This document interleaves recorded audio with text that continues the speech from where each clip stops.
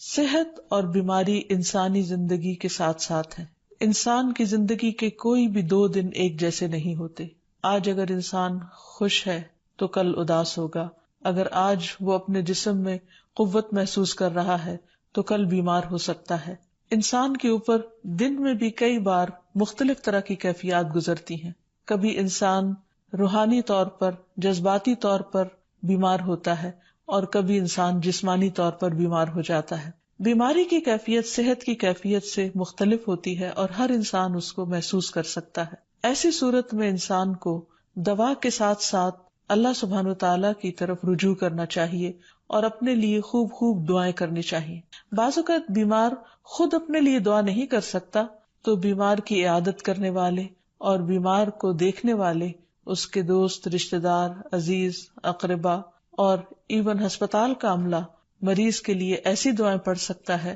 جو اس کے لیے شفا یابی کا ذریعہ ہو سکتی ہیں. تو بات یہ ہے کہ انسان ہر حال میں اپنے رب کا محتاج ہے اور اسے اپنی ہر ضرورت کے لیے اپنے رب کی طرف رجوع کرنا چاہیے، اور خصوصاً قبولیت کے مواقع پر. رات کا پچھلا پہر اس کے لیے بہت مناسب ہے، جب اللہ سبحانہ وتعالیٰ بندوں کو پکارتے ہیں کہ ہے کوئی جو مجھ سے دعا کرے تو میں اس کی دعا قبول کر لوں، ہے کوئی جو مجھ سے سوال کرے تو میں اس کو جواب دوں، ہے کوئی جو مجھ سے استغفار کرے تو میں اس کو بخش دوں. تو جب انسان بیمار ہو اور خصوصاً اگر ایسی بیماری کا شکار ہو کہ جس میں بظاہر شفا کی کوئی امید نہ ہو، تو اسے اور بھی زیادہ خشوع و خضوع کے ساتھ اور ایسے اوقات میں اللہ تعالیٰ کی طرف رجوع کرنا چاہیے کہ جلد از جلد صحت یابی ہو سکے. اور اس سلسلے میں کبھی بھی انسان کو اللہ تعالیٰ سے مایوس نہیں ہونا چاہیے. پھر یہ بات یاد رہے کہ جب انسان دعا کرے تو اس سے پہلے اللہ سبحانہ وتعالیٰ کی تعریف کے کلمات کہنا نہ بھولے. تو آئیے آج ہم آپ کو دعا کرنے سے پہلے کچھ نئے کلمات بتائیں گے جو اللہ سبحانہ وتعالیٰ کی حمد و ثنا پر مبنی ہے. ربنا لک الحمد ملء السماوات والارض وملء ما شئت من شيء بعد اهل الثناء والمجد احق ما قال العبد وكلنا لك عبد اللهم لا مانع لما اعطيت ولا معطي لما منعت ولا ينفع ذا الجد منك الجد. اے ہمارے رب، تمام تعریفیں تیرے ہی لیے ہیں جن سے آسمان اور زمین بھر جائیں اور اس کے بعد جو تو چاہے وہ بھی اس سے بھر جائے. تو ہی تعریف اور بزرگی کے لائق ہے. بندے جو کہتے ہیں تو ان کا سب سے زیادہ حقدار تو ہے اور ہم سب تیرے بندے ہیں. اے اللہ، جسے تو عطا کرنا چاہے اس سے کوئی روک نہیں سکتا اور جسے تو نہ دینا چاہے اسے کوئی دے نہیں سکتا، اور کسی مرتبے والے کی بزرگی تیرے سامنے کوئی فائدہ نہیں دے سکتی. یعنی اللہ سبحانہ وتعالیٰ کے علاوہ کوئی بھی اور ایسا نہیں ہو سکتا جو انسان کی مشکل کو آسان کر سکے. تو آئیے اس کے ساتھ ہم دیکھتے ہیں کہ بیماری کے اسباب کیا ہوتے ہیں، بیماریاں کیوں آتی ہیں. سب سے پہلی بات تو یہ کہ بیماری اللہ کے اذن سے آتی ہے. جب تک اللہ سبحانہ وتعالیٰ کا اذن نہ ہو انسان پر کوئی کسی قسم کی مشکل آ نہیں سکتی. قرآن مجید میں آتا ہے ما اصاب من مصیبت الا باذن اللہ. جو بھی مصیبت آتی ہے وہ اللہ کے اذن سے آتی ہے اور وہ تقدیر کا حصہ ہوتی ہے، اور اس میں اللہ سبحانہ وتعالیٰ کی حکمت اور مشیت کار فرما ہوتی ہے. اور وہ کیا ہو سکتی ہے؟ مثلاً اللہ تعالیٰ کسی بندے کے ساتھ بھلائی کا ارادہ کرتے ہیں، اس کے گناہ معاف کرنا چاہتے ہیں، اس کو کسی خاص چیز کی سمجھ دینا چاہتے ہیں تو اسے تکلیف میں مبتلا کر دیتے ہیں. کیونکہ بعض اوقات انسان زندگی میں اتنا مصروف ہوتا ہے اپنے روزانہ کے روٹین کے کاموں میں کہ وہ ٹھہر کر، رک کر، خاموشی کے ساتھ وقفہ لیے بغیر کوئی ایسی بات سوچتا نہیں کہ جو اسے سوچنی چاہیے، جو اللہ تعالیٰ چاہتے ہیں کہ وہ سوچے. تو جب انسان بیمار ہو جاتا ہے تو ایک اور کنڈیشن میں آ جاتا ہے، وہ آرام کی کیفیت میں آ جاتا ہے. ایسی صورت میں انسان کو وہ باتیں بھی سوچنے کا موقع مل جاتا ہے جو عام طور پر وہ نہیں سوچتا.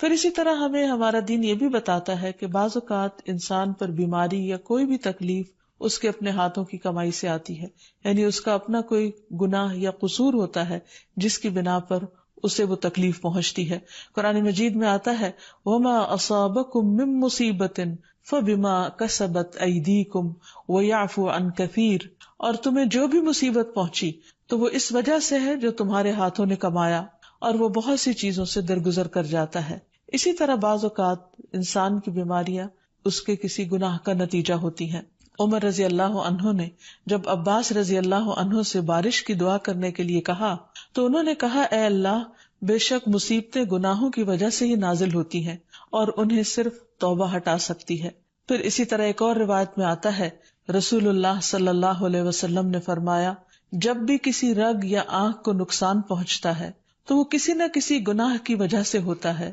لیکن جو تکالیف اللہ تعالیٰ ویسے ہی ٹالتا رہتا ہے وہ کہیں زیادہ ہو جاتی ہیں۔ پھر اسی طرح بعض بیماریاں انسانوں کے اعلانیہ گناہوں کی وجہ سے بھی ہوتی ہیں، جیسے کہ ایک حدیث میں آتا ہے، جب کسی قوم میں بدکاری عام ہو جاتی ہے اور وہ اعلانیہ اس کا ارتکاب کرتے ہیں تو ان میں طاعون اور ایسی مختلف بیماریاں پھیل جاتی ہیں جو کہ ان سے پہلے گزرے ہوئے لوگوں میں نہ تھی۔ ابو امامہ باہلی سے روایت ہے کہ نبی صلی اللہ علیہ وسلم نے فرمایا، جس بندے کو بھی بیماری سے پچھاڑ دیا گیا ہو تو اللہ تعالیٰ اسے جب بیماری سے اٹھاتا ہے تو وہ پاک ہوتا ہے۔ تو یہ ایک حقیقت ہے کہ انسان کے گناہ اس کے لیے مشکلات کا سبب بنتے ہیں۔ امام ابن القیم الجوزیہ لکھتے ہیں، ان کی ایک مشہور کتاب ہے الداء والدواء، بیماریاں اور علاج، اس میں وہ کہتے ہیں کہ کوئی بھی گناہ ایسا نہیں کہ جس کے اثرات نہ ہوں۔ انسان سے چھوٹی یا بڑی جو بھی کوئی غلطی صادر ہوتی ہے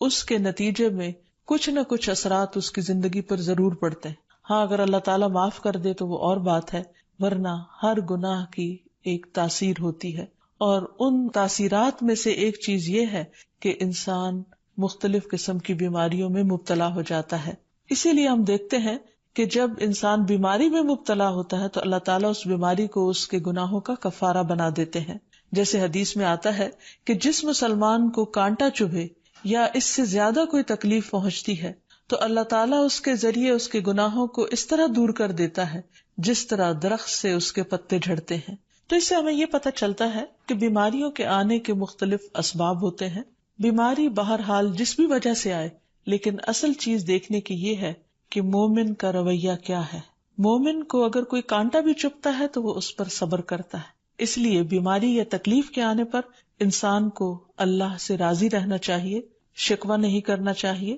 کیونکہ جو اللہ سے راضی ہو جاتا ہے کسی آزمائش پر، اللہ تعالیٰ بھی اس سے راضی ہو جاتا ہے۔ پھر اسی طرح اللہ تعالیٰ کا شکر ادا کرنا چاہیے، کیونکہ بیماری اس سے زیادہ شدید بھی ہو سکتی تھی، لہٰذا انسان کو اللہ تعالیٰ جس حال میں رکھے انسان اس پر شکر گزار رہے۔ پھر یہ کہ انسان کسی بھی بیماری میں کسی بھی قسم کی ہو اور زندگی کے کسی بھی حصے میں ہو، اس میں مایوس نہ ہو، پر امید رہے کہ بیماری دور ہو جائے گی۔ پھر اسی طرح اگر بیماری طول پکڑ جائے تو انسان کو گھبرانا نہیں چاہیے، کیونکہ ہر گزرنے والا لمحہ انسان کے درجات میں اضافے کا سبب بنتا ہے اور اس کے گناہ مسلسل جھڑتے چلے جاتے ہیں حتیٰ کہ انسان بالکل پاک صاف ہو جاتا ہے۔ پھر اسی طرح انسان کو بیماری کی حالت میں دوسروں سے شکوے شکایات نہیں کرنی چاہیے، کیونکہ بیماری اللہ کے اذن سے آتی ہے، اور جب انسان ہر ایک کے آگے رونے لگتا ہے تو گویا وہ اللہ تعالیٰ کا شکوہ کر رہا ہوتا ہے، جو چیز اللہ تعالیٰ کو پسند نہیں۔ پھر اسی طرح منہ سے برے الفاظ نہیں نکالنے چاہیے، بیماریوں کو کوسنا نہیں چاہیے، اور پھر ایسے الفاظ نہیں ادا کرنے چاہیے کہ مجھے لگتا ہے کہ اس بیماری میں میری زندگی چلی جائے گی، یا یہ کہ کسی مریض کی عیادت کے لیے جا کر اس کو اس قسم کی بات نہیں کرنی چاہیے، خواہ کتنی ہی خطرناک بیماری کیوں نہ ہو، ہمیشہ اسے امید دلانے چاہیے، کیونکہ مایوسی کے الفاظ اور برے بھلے اور منفی قسم کی باتیں اللہ تعالیٰ کو پسند نہیں، اور انسان ویسے بھی جیسے سوچتا ہے پھر اس کے ایکشن اس کے مطابق ہونے لگتے ہیں۔ اب یہ ہے کہ انسان بیماری میں دوا ضرور کرے، کیونکہ حدیث میں آتا ہے کہ اللہ تعالیٰ نے کوئی بیماری ایسی نہیں اتاری جس کے لیے دوا نہ اتاری ہو۔ ہاں، جسے معلوم ہو اسے معلوم ہوتا ہے، اور جسے نہیں معلوم ہوتا اسے نہیں معلوم ہوتا۔ بعض اوقات اللہ تعالیٰ ڈاکٹر کے دل میں ڈال دیتا ہے اور اس کا علاج اس کو سمجھ میں آ جاتا ہے، اور بعض اوقات وہ بیماری لا علاج ہوتی ہے، حالانکہ اس کا علاج موجود ہوتا ہے مگر کسی کو بھی علاج سمجھ میں نہیں آتا۔ بہرحال نوعیت کچھ بھی ہو تو علاج ضرور کراتے رہنا چاہیے، اور کبھی مایوس نہیں ہونا چاہیے کہ اس بیماری کا علاج ہو نہیں سکتا، نہیں، ایک کے بعد ایک کوشش انسان کرتا رہے، اور جب اللہ کا اذن ہوگا بیماری دور ہو جائے گی۔ اور اس کے ساتھ ساتھ انسان یہ بھی یقین رکھے کہ شفا اللہ کے ہاتھ میں ہے، کسی ڈاکٹر کے ہاتھ میں نہیں، کسی انسان کے ہاتھ میں نہیں، کیونکہ جب تک اللہ کا اذن نہ ہو شفا نہیں ہو سکتی، خواہ کوئی کتنا بھی بڑا ڈاکٹر کیوں نہ ہو۔ اسی لیے نبی صلی اللہ علیہ وسلم کی دعاؤں کے آخر میں آتا ہے کہ لا شفا الا شفاؤ، کوئی شفا نہیں مگر تیری ہی شفا، یعنی جو اللہ سبحانہ وتعالیٰ اپنے بندے کو شفا عطا کرے۔ پھر اسی طرح یہ ہے کہ حضرت ابراہیم علیہ السلام نے اللہ سبحانہ وتعالیٰ کے بارے میں فرمایا تھا کہ وَإِذَا مَرِضْتُ فَهُوَ يَشْفِينِ، کہ جب میں بیمار ہوتا ہوں تو وہی مجھے شفا دیتا ہے، یعنی اللہ تعالیٰ ہی اس بیماری کو دور کرتا ہے۔ اسی طرح ایک اور روایت سے بھی پتہ چلتا ہے کہ شفا دراصل اللہ سبحانہ وتعالیٰ کے ہاتھ میں ہے۔ حضرت عائشہ سے مروی ہے کہ رسول اللہ صلی اللہ علیہ وسلم دم کیا کرتے تھے اور یہ دعا پڑھتے تھے، امسح البأس رب الناس بیدک الشفاء لا یکشف الکرب الا انت، اے لوگوں کے رب تکلیف کو دور کر دے، تیرے ہی ہاتھ میں شفا ہے، تیرے سوا اس کو دور کرنے والا اور کوئی بھی نہیں۔ پھر اسی طرح انسان جب کسی بیمار کی عیادت کے لیے جائے تو اس پر بھی دعا پڑھے اور اس کے لیے دعا کرے۔ رسول اللہ صلی اللہ علیہ وسلم نے فرمایا، جو مسلمان کسی ایسے بیمار کی عیادت کے لیے اس کے پاس آئے جس کی موت کا وقت قریب نہ آیا ہو اور 7 مرتبہ یہ پڑھے، اسأل اللہ العظیم رب العرش العظیم ان یشفی فلانا من وجعہ، میں اس عظمت والے اللہ سے سوال کرتا ہوں جو عرش عظیم کا رب ہے کہ فلاں کو اس کی تکلیف سے شفا عطا فرمائے، تو اللہ عز و جل اسے شفا عطا فرما دیتا ہے۔ اور پھر ہم دیکھتے ہیں کہ تمام انبیاء اپنی بیماریوں میں، تکلیفوں میں اللہ تعالیٰ کو پکارتے تھے، جیسا کہ ایوب علیہ السلام کی دعا قرآن مجید میں آتی ہے۔ اور ایوب جب اس نے اپنے رب کو پکارا کہ بے شک مجھے تکلیف پہنچی ہے اور تو رحم کرنے والوں میں سب سے زیادہ رحم کرنے والا ہے، تو ہم نے اس کی دعا قبول کر لی، بس اسے جو بھی تکلیف تھی اسے دور کر دیا اور اسے اس کے گھر والے اور ان کے ساتھ ان کی مثل اور عطا کر دیے اپنے پاس سے رحمت کے لیے اور ان لوگوں کی یاد دہانی کے لیے جو عبادت کرنے والے ہیں۔ اسی طرح رسول اللہ صلی اللہ علیہ وسلم نے ایک اور موقع پر ایک صحابی عثمان بن ابی عاص الثقفی کو ایک دعا سکھائی۔ جب وہ نبی صلی اللہ علیہ وسلم کے پاس حاضر ہوئے، وہ کہتے ہیں مجھے اتنی تکلیف تھی کہ قریب تھا کہ وہ مجھے ہلاک کر دیتی، تو نبی صلی اللہ علیہ وسلم نے مجھے فرمایا، اس درد کی جگہ پر اپنا دایاں ہاتھ رکھو اور 7 مرتبہ کہو، بسم اللہ اعوذ بعزت اللہ وقدرتہ من شر ما اجد واحاذر،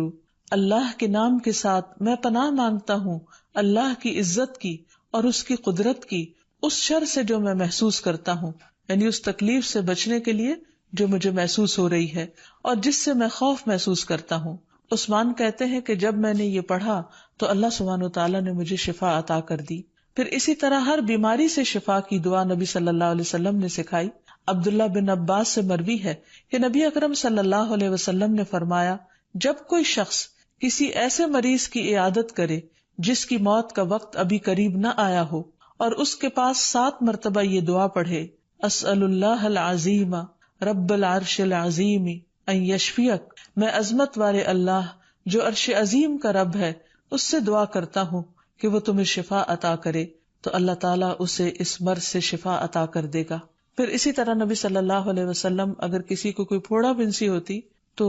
اپنے لعاب دہن کے ساتھ زمین کی مٹی تھوڑی سی لے کر اس درد تکلیف والی جگہ پر لگاتے تو اس سے بھی شفا ہوتی۔ حضرت عائشہ کہتی ہیں کہ جب کسی انسان کے عضو میں کوئی تکلیف ہوتی، پھوڑا یا زخم ہوتا، تو نبی صلی اللہ علیہ وسلم اپنی انگلی اس طرح رکھتے، اور سفیان جو راوی ہیں انہوں نے اپنی شہادت کی انگلی زمین پر رکھی، پھر اسے اٹھا کر فرمایا، بسم اللہ تربت اردنا بریقت بعدنا لیشفى به سقیمنا باذن ربنا، اللہ کے نام کے ساتھ ہماری زمین کی مٹی ہمارے رب کے حکم سے ہم میں سے بعض کے تھوک کے ساتھ ہمارے بیمار کو شفا دی جائے۔ یعنی لعاب دہن کا اپنا ایک اثر ہوتا ہے، اور لعاب دہن جو ہے ایک طرح سے دوا کا کام کرتا ہے، اور اللہ کا نام لے کر جب لعاب دہن لگایا جائے تو شفا ہوتی ہے۔ جیسے کہ ایک اور موقع پر نبی صلی اللہ علیہ وسلم نے ایک جلے ہوئے مریض کے اوپر یہی دعا پڑھ کر لعاب دہن لگایا تو اللہ تعالیٰ نے اس مریض کو شفا یاب کر دیا، اور وہ دعا تھی، اذہب البأس رب الناس واشف انت الشافی لا شفاء الا شفاؤک شفاء لا یغادر سقما۔ پھر اسی طرح ایک موقع پر ایک قبیلے کے سردار کو جب بچھو نے کاٹ لیا اور اس کے جسم میں زہر پھیل گیا تو ایک صحابی نے سورۃ الفاتحہ پڑھ کر اس پر دم کیا تو اس سے اس کو شفا ہو گئی، اور یہ بات جب نبی صلی اللہ علیہ وسلم کو بتائی گئی تو آپ اس پر خوش ہوئے۔ اور سورۃ فاتحہ سب لوگوں کو آتی ہے، اسی لیے اس کا نام سورۃ الشفا بھی ہے، کیونکہ یہ بیماری میں بطور علاج پڑھی جاتی ہے مریض پر، مریض خود بھی پڑھ سکتا ہے اور اس کے اٹینڈنٹس بھی اس پر پڑھ سکتے ہیں۔ حضرت علی رضی اللہ تعالیٰ عنہ کہتے ہیں کہ نبی صلی اللہ علیہ وسلم کو بچھو نے ڈس لیا اور آپ نماز پڑھ رہے تھے۔ جب آپ نماز سے فارغ ہوئے تو آپ نے فرمایا، اللہ تعالیٰ بچھو پر لعنت کرے، یہ نہ نمازی کو چھوڑتا ہے نہ کسی اور کو۔ پھر آپ نے پانی اور نمک منگوایا، آپ اس پر ملتے جا رہے تھے اور یہ صورتیں پڑھ رہے تھے، قل یا ایھا الکافرون وقل اعوذ برب الفلق اور قل اعوذ برب الناس۔ تو یہ بھی ایسے مواقع پر پڑھی جا سکتی ہیں۔ پھر اسی طرح یہ ہے کہ اگر کسی بھی دوا یا دعا سے مریض صحت یاب نہ ہو رہا ہو، اس کی تکلیف کم نہ ہو رہی ہو، تو بھی موت نہیں مانگنی چاہیے، کیونکہ مومن کے لیے زندگی ایک بہت بڑی نعمت ہے۔ وہ جس بھی حال میں گزرے، بہرحال وہ اسے آخرت کمانے کا ذریعہ بنا سکتا ہے۔ یعنی اگر وہ تکلیف میں اس کی زندگی گزر رہی ہے اور اس پر وہ صبر کر رہا ہے اور اللہ کو یاد کر رہا ہے، تو اس کے بے پناہ درجات بلند ہونے کا ذریعہ ہے۔ یعنی یہ بیماری اس کے لیے بلندی درجات کا ذریعہ بن جاتی ہے۔ اس لیے کبھی بھی موت نہیں مانگنی چاہیے۔ ہاں، اگر تکلیف حد سے بڑھ جائے تو انسان یہ دعا مانگ سکتا ہے، اللہم احینی ما کانت الحیات خیرا لی وتوفنی اذا کانت الوفات خیرا لی۔ اے اللہ، جب تک میرے لیے زندگی بہتر ہو مجھے زندہ رکھ، اور جب میرے لیے وفات بہتر ہو تو مجھے وفات دے دے۔ تو اللہ تعالیٰ سے دعا ہے کہ اللہ تعالیٰ تمام بیماروں کو صحت اور شفا عطا فرمائے، اور ہمیں بیماری اور آزمائش کے موقع پر اپنی طرف رجوع کرنے کی توفیق دے، اور ہر طرح کے شرک اور ایسے کاموں سے بچائے جو اس کو ناراض کرنے والے۔ وآخر دعوانا ان الحمد للہ رب العالمین۔ السلام علیکم ورحمۃ اللہ وبرکاتہ۔